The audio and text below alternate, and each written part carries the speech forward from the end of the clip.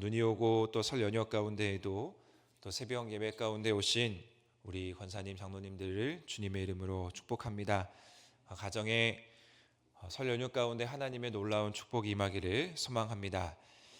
요한복음 이 특징 중에 하나는요, 예수님께서 에고 에이미라는 말씀, 즉 나는 누구누구이다 라는 말씀을 7번 사용함으로 예수님이 자신을 소개하고 있다라는 것이 이 요한복음 특징 중에 하나입니다. 오늘 본문 말씀은요, 앞서 6장에서 예수님께서 자신을 소개할 때 나는 생명의 떡입니다 라고 소개하고 난 뒤에 그 다음에 또 두 번째로 나는 세상의 빛입니다 라고 소개하고 있는 장면입니다. 세상의 빛이신 예수님을 따르는 자는 어둠 속에 다니지 않고 생명의 빛, 즉 생명을 주는 빛을 이제 얻게 된다라는 말씀입니다. 빛이신 예수님을 따르는 특징을 이제 우리는 크게 두 가지로 요약할 수 있는데, 첫 번째는 이 생명의 빛을 우리 삶 가운데 얻는다라는 것입니다. 앞서 예수님께서 생명의 떡이라고 자신을 소개하는 것에서도 마찬가지인데요. 계속해서 무엇을 얘기하고 있냐면요, 빛 또한 생명을 가져다 준다라는 것입니다. 예수님은 계속해서 반복적으로 이 생명의 문제, 즉 인간의 가장 중요한 근원적인 문제를 만지고 있습니다. 왜 빛이 생명이냐면요, 빛만이 이 어둠을 이기기 때문이죠. 성경 안에서 어둠은 악의 세력으로 대표되는 단어입니다. 죽음의 세력이라고도 볼 수 있습니다. 다시 말해서 어둠, 이 악의 세력, 죽음의 세력은 결코 생명이신 예수님, 빛이신 예수님을 이길 수 없다라는 사실입니다. 어둠의 영역이 절대로 빛을 상하게 하거나 어둠의 영역이 절대로 그 생명을 다하게 하지 못한다라는 말씀, 이 말씀이 예수 그리스도를 통해 이루어진다라는 것입니다. 우리가 살아가면서 아무리 어두운 방에 들어가도 작은 불꽃 하나를 비추게 되면 처음에는 어두울지라도 결국 그것이 모든 것을 다 밝히는 것 아니겠습니까? 그런데 오늘 본문에서 우리 주님은 빛 자체다라고 말씀하십니다. 따라서 오직 이 빛이신 예수님만이 이 세상 가운데 있는 악의 모든 영역을 완전하게 이기는 생명이라는 사실입니다. 그리고 둘째는 우리가 세상의 빛이신 예수 그리스도를 따른다라는 것은 이제 우리 삶 가운데에서도 이 빛에 거하는 삶을 살아가는 것입니다. 제가 앞서 설교 드릴 때도 거한다라는 것이 이 요한복음 안에서 상당히 중요한 단어라고 말씀드렸습니다. 12절 말씀에 보시면요, 어둠에 다니지 아니한다라고 기록되어 있습니다. 이는 단순히 어떤 소극적으로 내가 어둠을 피한다, 어둠을 피하는 삶을 의미하는 것이 아닙니다.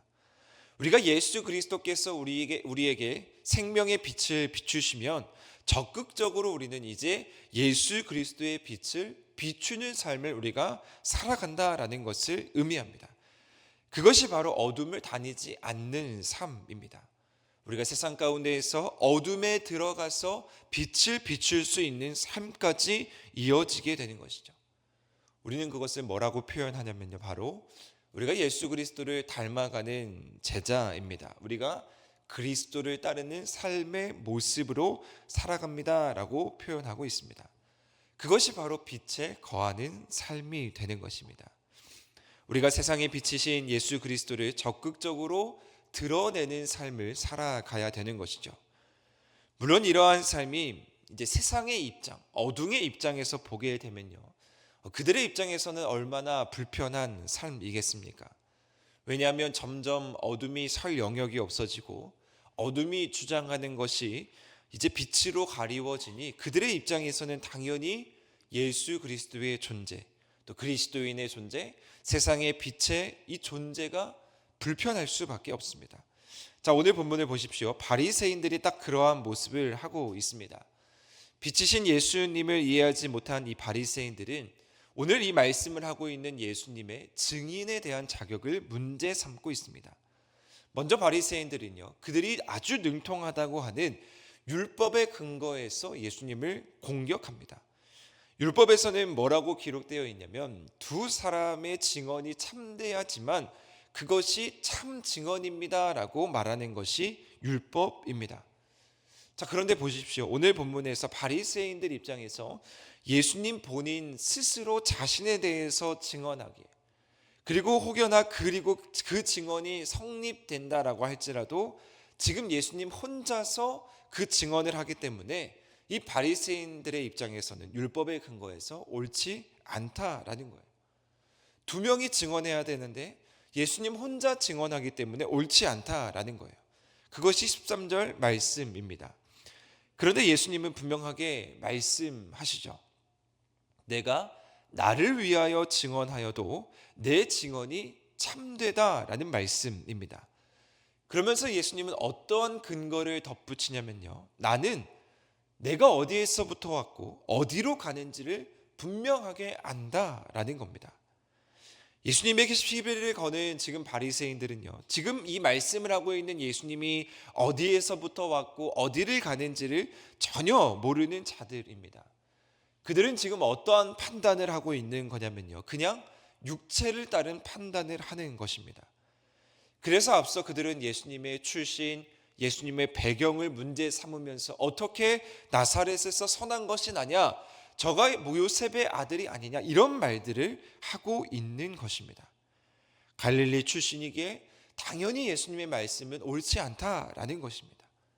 그것이 바로 육체를 따른 판단입니다. 이 육체를 따른 판단은 바로 하나님의 생각이 아닌 그저 사람의 생각을 따르는 판단이 되는 것이죠. 우리는 그것을 편견이라고도 볼 수 있는데요, 이러한 배경이니 당연히 그럴 수밖에 없다, 이러한 명제를 세워놓고 사람의 생각으로 육체의 판단을 하게 되는 것입니다.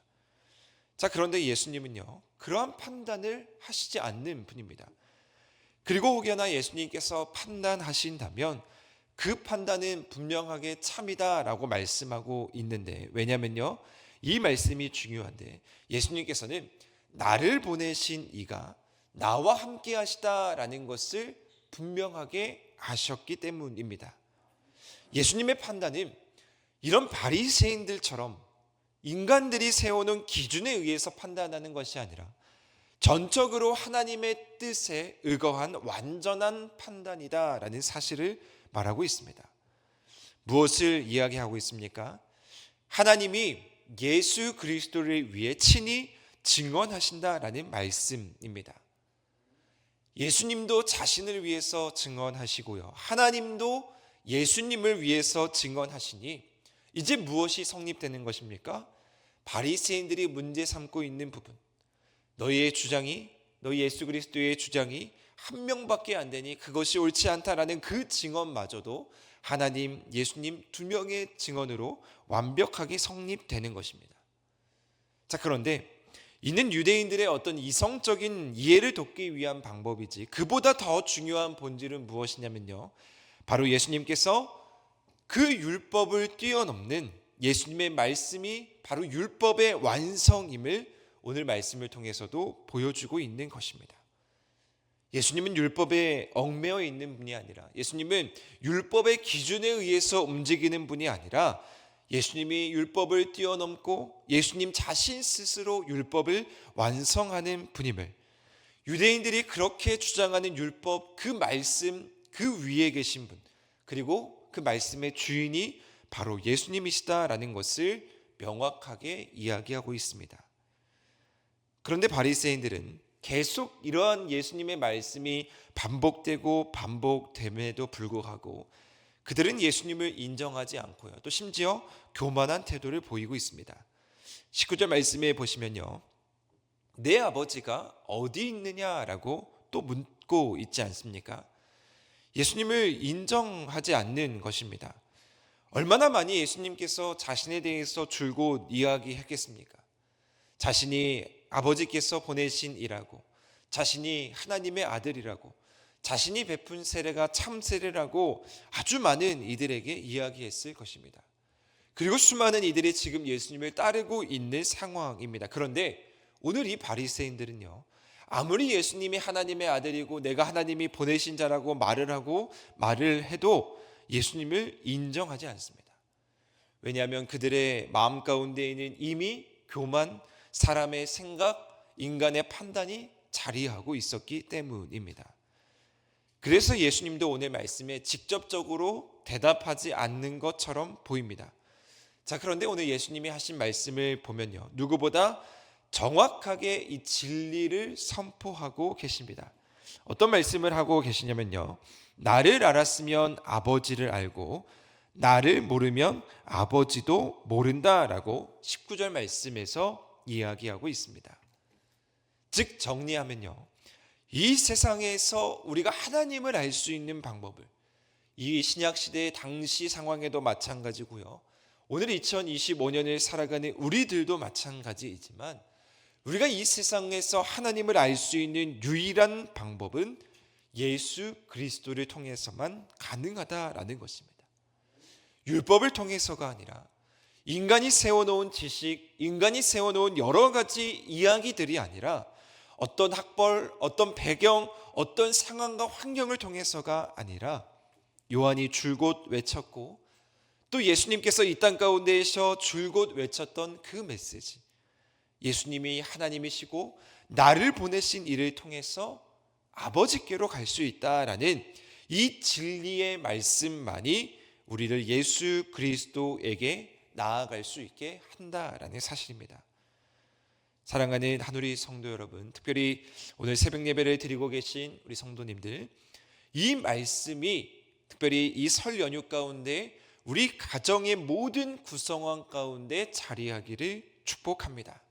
우리의 생각과 우리의 이성이 앞서는 그런 믿음이 아니라요, 예수 그리스도를 통해서 하나님께로 나아갈 수 있는 이 가장 기본적인 진리의 믿음이 사랑하는 우리 가족들에게 아주 깊이 기본적으로 자리하기를 축복합니다.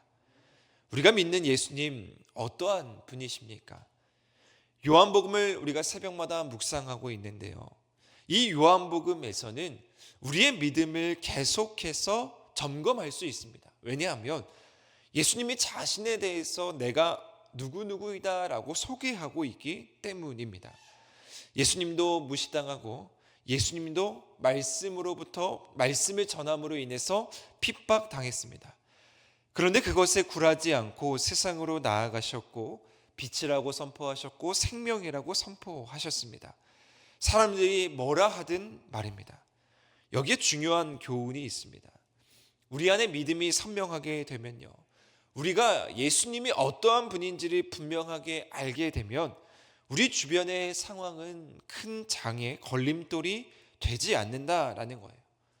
우리가 믿음을 담대하게 선포하게 되면 하나님이 분명히 하나님의 일을 우리를 통해서 하신다라는 말씀입니다.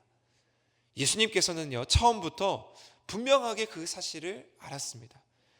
바리새인들이 예수님을 못사게 굴 것도 아셨고요, 결국 마지막에 예수님이 십자가의 길을 갈 것도 아셨습니다.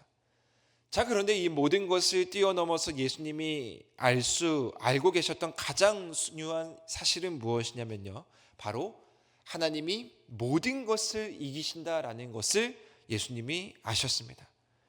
그렇기 때문에 예수님은 묵묵히 자신의 방법대로 천천히 하나님의 길, 예수 그리스도의 길을 걸어갔던 것입니다. 요한복음을 묵상하며 우리가 이 믿음을 더욱 단단히 하고 나아가시기를 바랍니다.